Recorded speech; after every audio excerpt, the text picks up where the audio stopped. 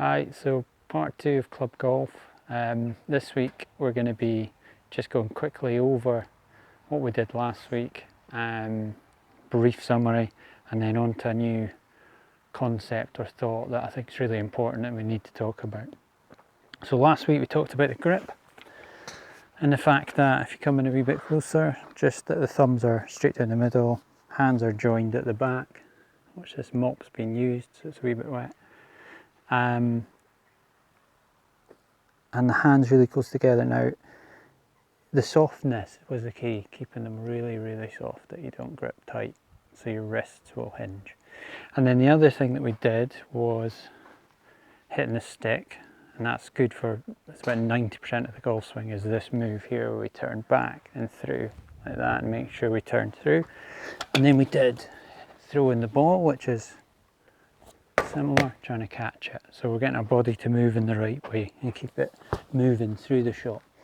So I wanted to quickly do a couple of exercises that Lils can do if you don't have a club. This is still for people who don't have a club, and I'm going to do a few for people who do have clubs. So Lils, if you take a penalty with this, and go back a wee bit actually there. See if you can score me. Don't be frightened, you can do a full swing. Oh, let's just save that.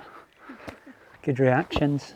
And then this one's a wee bit of a lighter ball, but whatever you've got, anything reasonably big will do. Oh, through the legs, not big. Right, okay, well done. If you don't have a mop, actually, we just discovered this was quite a good idea as well. A lot of households might. They've got boys in them especially, although the latest Star Wars is girl doing it in it as well, so easily could be girls. The lightsaber, hold it at the pointy end. Obviously if it's a real lightsaber you can't do that, but you can swing through and hit this with the handle. Yeah, go for it. Oh. Reactions are bad now. You stop that moving.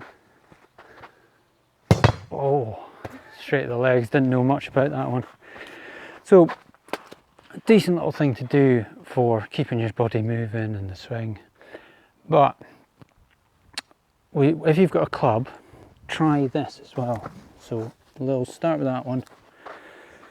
It's a bit of much smaller ball, but still big enough that it makes it easy. Good. And then this one. It's an airflow ball. They don't go very far, don't do any damage. Same with this one. Oh, hit over the house. Good effort.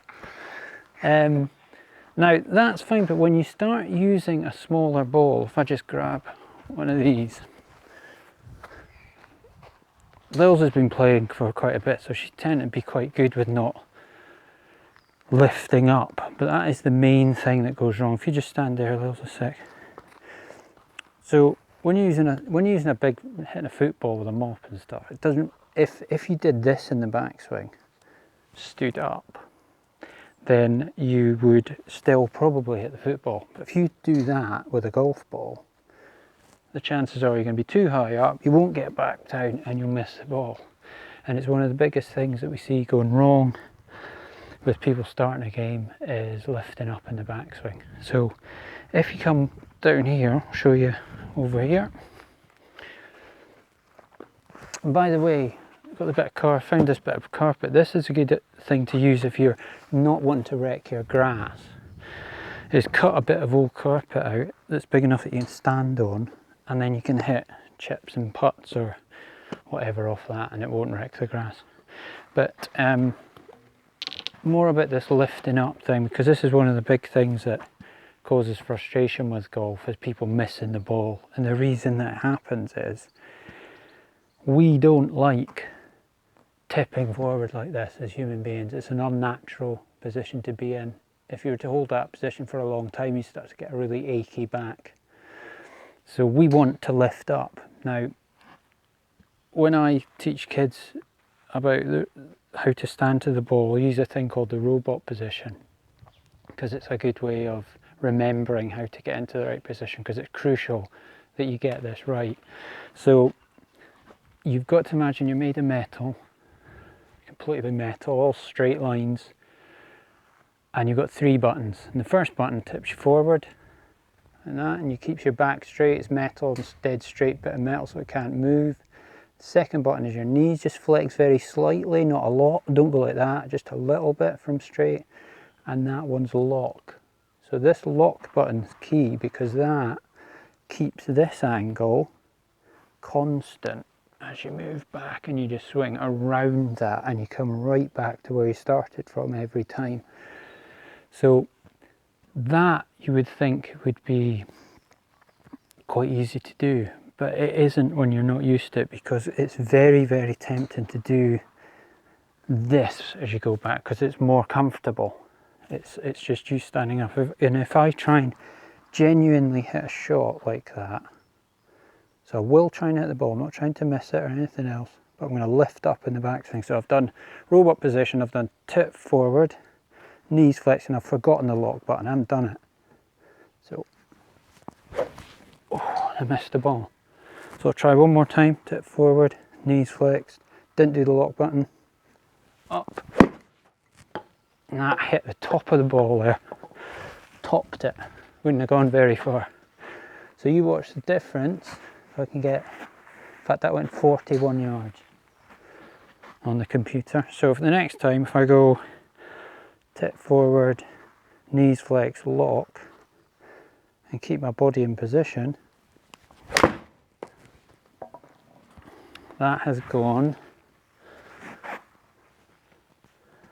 162, so a lot better. Now, to prove how effective that is, I'll hit the next shot with my eyes closed, and I bet it would still go in the air because I'm used to keeping myself in position. So tip forward, knees flexed, lock, and then at the last minute I'm going to shut my eyes.